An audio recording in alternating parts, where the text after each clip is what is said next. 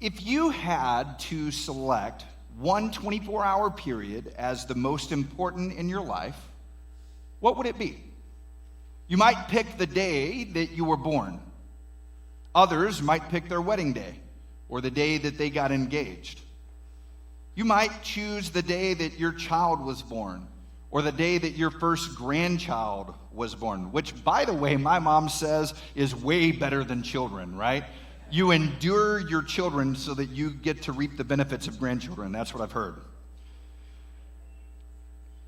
Maybe you celebrate the day you finally graduated from college, when you finally broke your addiction and you found freedom, when you paid off your last credit card, the day you landed your dream job, the day that you were pronounced cancer-free, the day you committed your life to Jesus. Your pick might be a good day or a horrible day. But regardless, that 24 hours impacted the rest of your life.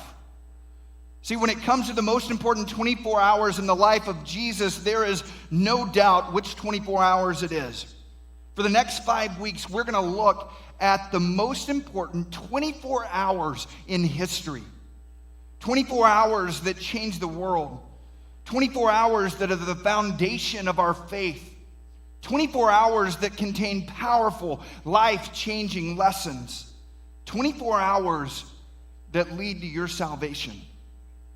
If your goal is to be a lifelong follower of Jesus who really knows him, you've got to slow down, take some time, and learn from these pivotal moments in Jesus' life.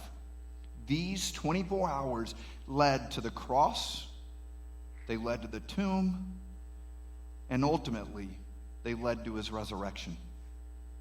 Now, it would take many months of teaching to completely deal with every single detail, every moment, and every teaching of Jesus in these key 24 hours. But instead, I'm going to focus on the most pivotal moments and words. It started with an event that we call the Last Supper. Jesus' final night with the disciples before his arrest and crucifixion was an emotion-packed, tension-filled evening that started with a lesson that goes against almost every culture and everything that society teaches, both then and now. See, we live and work in a competitive society, don't we? We admire people who are rich and famous and powerful. There is enormous pressure to climb the ladder of success. I Googled personal power, and I got over 4 billion results. Stuff like 5 steps to personal power, how to boost your personal power, create personal power, channel your personal power, develop your personal power. See, it's all about being bigger, stronger, and higher than the people around you. Sadly, that way of thinking even carries over into the church. Some people come to the church looking for power, something to control, or someone to boss. See, they want a title or a position because everybody knows that is the way to power and influence. Sometimes it's incredibly easy to spot. Maybe you've known someone like this. On her first week, she's thankful to be back in church after many years of being away. Her second week, she notices the things we're doing wrong and told us what we need to fix. Her fourth week, she wants to be in charge of a ministry. Her sixth week, she wanted to teach a class. Her eighth week, we were clueless and needed her help to make things right. By her 20th week, she was gone in search of someone or something else to control. It's common. We seem to be on an endless quest for the spotlight. Why? Because we want recognition. We want honor. We want people to follow our leading. We want them to listen to our thoughts and ideas and ask us for advice. We want to be special, and we want to be treated that way because we are somebody. We matter. We are important. Now, I know you would never say that out loud, right? But you might think it. See, that thinking affects what you do, what you say, and how you treat others. You want me to sit on the front row and up at the front of the room to leave room for guests in the back? Not me. I have paid my dues. You aren't telling me where to sit. I'll sit where I want. You want me to sacrifice for missions? Forget it. I've got more important things to spend my money on. I am a tithe-paying member. They better pay attention to me. Which, by the way, when somebody says that, they never are. You want me to teach kids, work in the nursery? Don't they know who I am? I need an important job. See, we want the title, the power, the spotlight, and the recognition. And see, that's not new. People have thought that way for generations. Even Jesus' closest friends, his closest followers, they struggled with that. And so Jesus did something to completely turn their way of thinking completely upside down. All four Gospels, Matthew, Mark, Luke, and John, tell the story of the Last Supper. I've chosen primarily to use the book of John, beginning in chapter 13 for our story today. Before we start with the passage, let me set the stage. You've probably seen this famous picture and this famous painting by Da Vinci titled The Last Supper. While it is a classic work of art, it's not really historically accurate. From studying the culture and the habits of the time, we know that Jesus and his disciples wouldn't have been sitting in chairs at a long, straight table like at the head of a banquet table. Instead, they would have sat at the table that looked a little bit different. See, it was a U-shaped table. It wasn't up high like our tables are now. They were built low to the floor.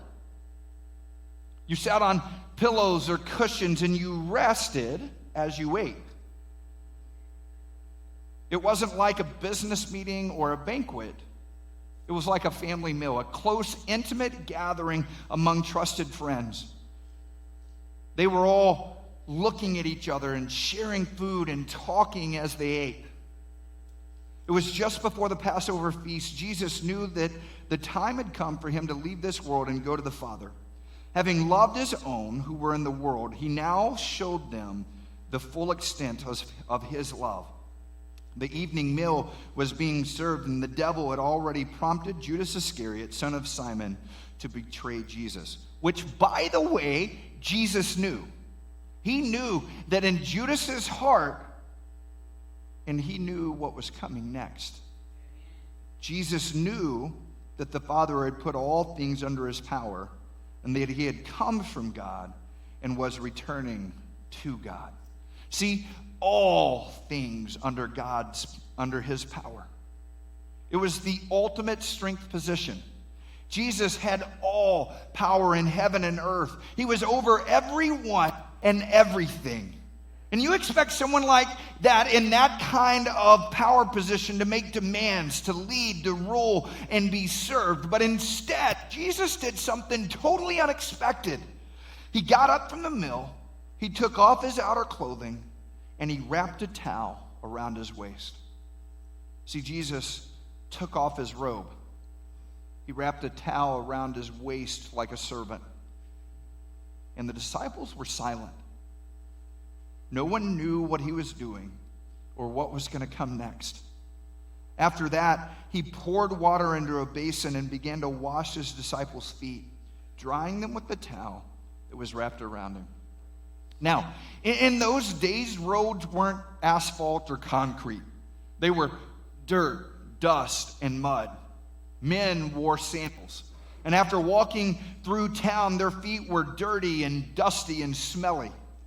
right? Just as taking off your shoes before entering a home is expected in many cultures, washing feet was an important ritual. It was an act of hospitality, hygiene, and a religious ritual of cleansing. At the same time, it was also completely demeaning. It was the job of the low-level servant to wash the feet of everyone who came in the house. In this instance, for some reason, no servant washed their feet. Certainly, none of the disciples took the initiative. After all, they were important. And Jesus, on his own, assumed the role of a servant. He put a towel around his waist, he poured water into a big bowl, and began to walk around the table, carefully and gently washing each of his disciples' feet. See, the greatest of all became the servant of all. Peter tried to stop Jesus, but Jesus insisted. Jesus, the Son of God, the Savior of the world, humbled himself and took on the role of a servant, bowed before them, and washed their feet. Honest confession, I don't like feet. You're disgusting. My amazing and awesome wife taught my daughter, Sophia, to put her feet on me and to put her feet on my face. She started that as a toddler, and she's 8 years old and still does it. And it's gross. Listen, I don't want to touch your feet, smell your feet, or for that matter, I don't even want to see your feet. But Jesus, soon to be crucified on the cross for the sins of all mankind, knelt at the feet of simple, ordinary men, and he washed their feet. The Son of God acted like a servant. The foot washing at the Last Supper was an intimate moment. It was an act of love and service. See, the disciples would never forget the moment when Jesus knelt before them and washed their feet. I can't help but think that there were tears all around that table as slowly and quietly Jesus humbled himself as a servant and washed the feet of his followers. Why did he do it? See, Jesus wanted them and us to know that if you want to serve me, you have to be willing to first serve others. The pathway to leadership is selfless service. Listen to me. You cannot be a leader if you don't serve others.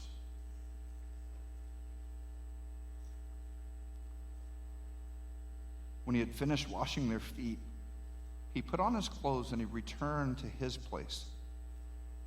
He asked him, "Do you understand what I've done for you? You call me teacher and Lord, and rightly so, for that is what I am. Now that I, your Lord and teacher, have washed your feet, you should also wash one another's feet." What? We're supposed to wash each other's feet? How do we do that? How often should we do that? Where do we do that? How do we find enough bowls and towels, right? Because we don't want to mix up people's foot juice.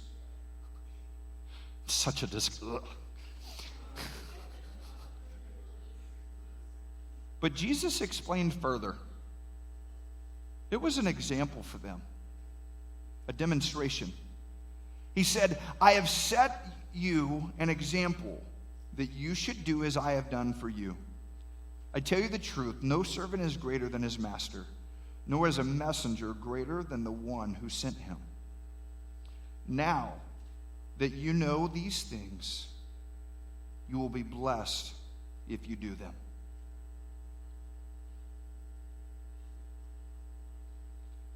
See, we all want to be blessed, don't we? So what's the modern equivalent of foot washing? It's others first, me last. Others first, me last. It's serving others instead of expecting to be served yourself. If you want to be a leader, you have to do the things that no one else wants to do. Something like cleaning the church and cleaning the bathrooms.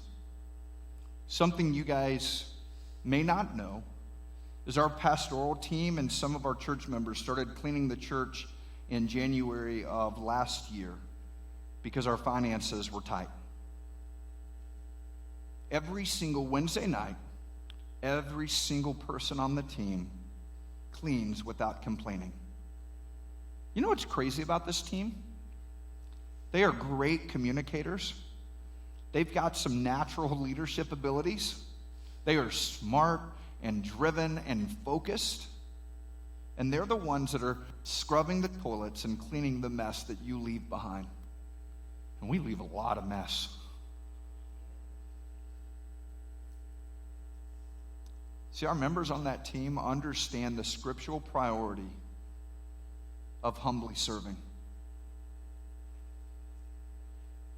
When they become a pastor or a leader, it's not going to be because of their talents or their abilities. It'll be because they proved themselves in the most humblest of ways, cleaning toilets, the modern day equivalent of washing feet.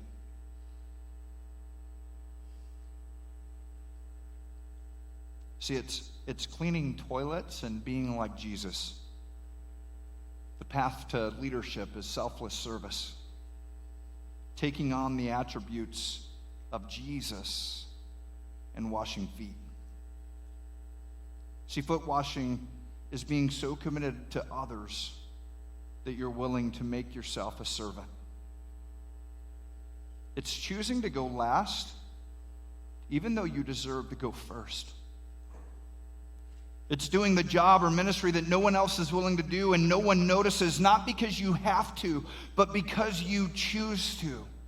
It's honoring others regardless of whether or not there is a reward. It's talking good about others instead of trying to get others to talk good about you. It's giving up the spotlight and the recognition that comes with power and instead shining the light on others. Now listen, this isn't natural. We don't automatically do this. Instead, it's a decision.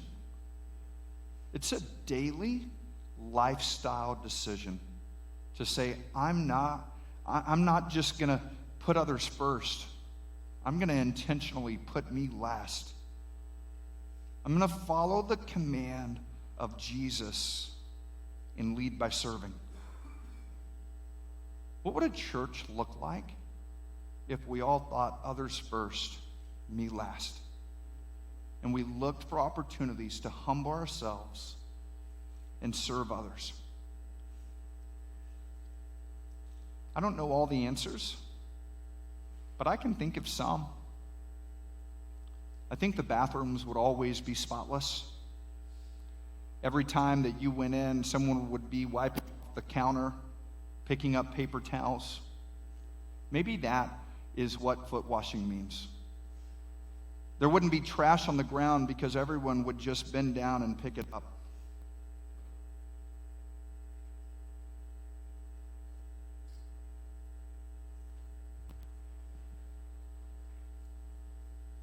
We'd have a waiting list for people to serve in the nursery. See, everyone would want the high work, low visibility, no glory jobs. Maybe that's what foot washing means. What would worship ministry be like?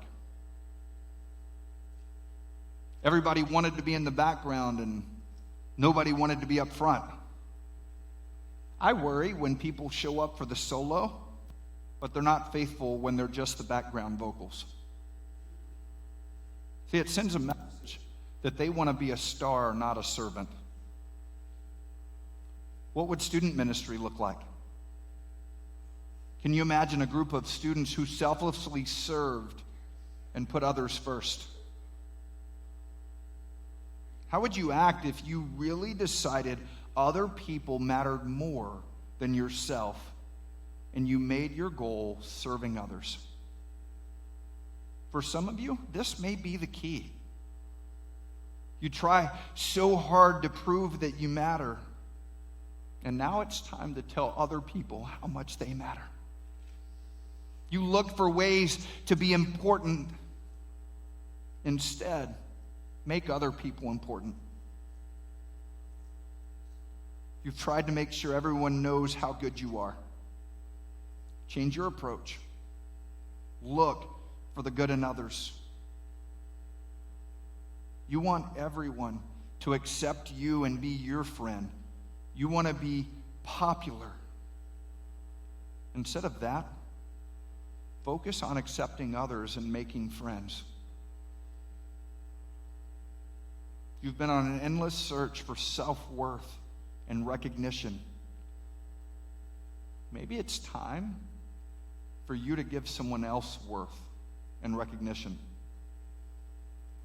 It's time to wash their feet. You want a position of power. Maybe be like Jesus. You should honor someone else. Quit worrying about how you should be treated and start focusing on how you treat others. See, we are so worried about what we want, what we need, what we deserve. It's all about me, me, me. How about just giving all of that up? What would a church be like if everyone caught the Jesus model of leadership, serving? And not just during the holidays or when you serve up to help, but as a lifestyle. What kind of impact would we make on the community? Can you imagine the message that it would send to people who didn't have a relationship with Jesus? Everyone would talk about the church whose focus was serving and loving others. Then in verse 34 and 35, Jesus drove home the point with this powerful command. He said, "A new command I give you, love one another as I have loved you.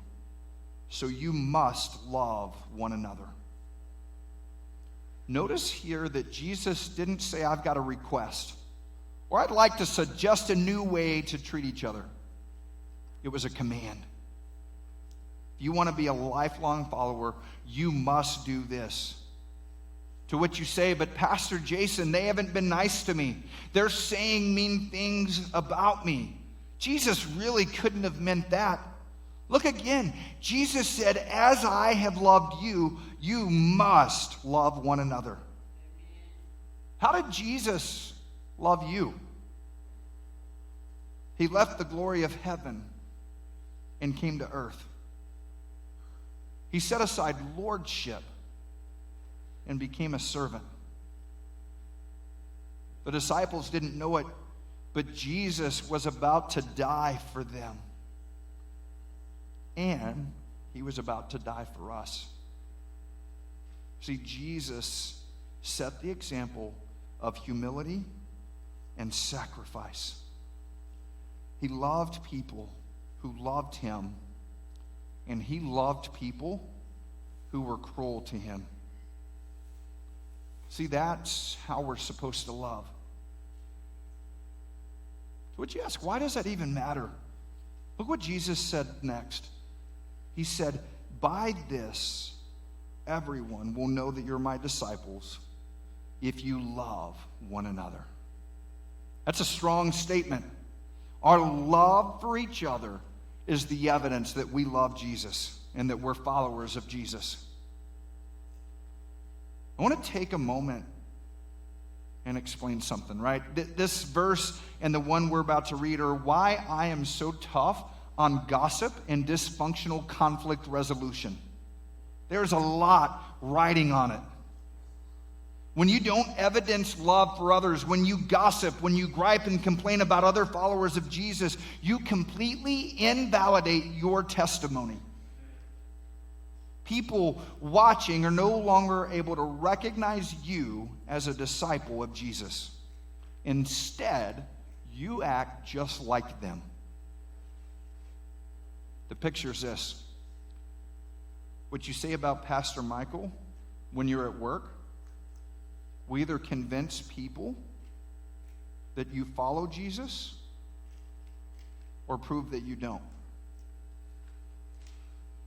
What you say about me, what you say about Tina or Frank, what you say about all of us, what you say about anyone demonstrates one way or the other whether or not you're following Jesus. Listen, I enjoy a diversity of styles and opinions as long as they're wrapped in love. See, I don't want anyone to discredit the cause of Christ because they can't control their emotions and they refuse to obey Jesus' commands. Listen to me. When you angrily vent your opinions, and sadly, often you do it on social media, about churches or leaders, any church, not just this one, you demonstrate your unwillingness to follow Jesus and you harm your testimony. Listen, if you take to Facebook to throw out your gripes and to air out your grievances, I'm not convinced you love Jesus.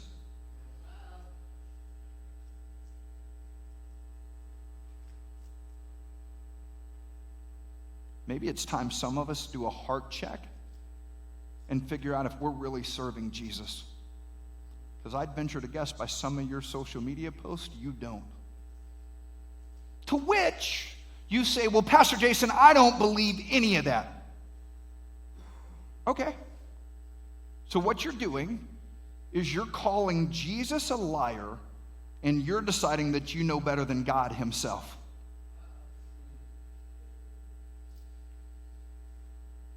Now listen, that's tough. I understand. I might have even offended some of you. But listen, we've tolerated people disobeying Jesus in the name of Jesus for too long. If the way people know that we're his disciples is our love for each other, then a lack of love for others proves that you are not his disciple. So if that's what you're going to do, quit claiming to be a follower of Jesus. Quit bringing a bad testimony to your name and a bad credit of your life to Jesus. Now, if you find yourself splitting hairs on what it means to love one another, or if you say things, well, I know I have to love them, but that doesn't mean that I have to like them. You're probably not being loving. We've got to look to Jesus as our model. He laid down his life to emphasize his love. See, the primary teaching of Jesus at the Last Supper was opt out of the race for power, status, and position. Instead, serve and love each other. Serve and love each other. And if we get those two things right, it would be absolutely unbelievable the impact we would have in our community. It wouldn't matter if our building was beautiful or if we had the latest technology. Wouldn't matter if we had the perfect cup of coffee, the best music, or the most comfortable seats, or the most convenient parking, and the best preaching in town. See, none of that would matter. If we serve and love each other, and we serve others, we wouldn't have enough chairs to fit all the people in this room. See, in a me-first world, an others-first church stands out. Why? Because it's countercultural and it's unexpected.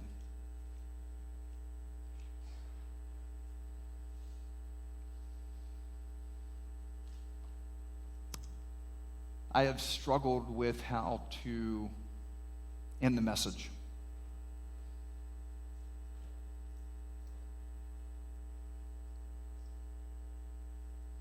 I thought about giving everybody a toilet brush as they walked out this morning. Here's the thing. This isn't just something that we do once to feel better about yourself. This is supposed to be our lifestyle and our testimony to a watching world.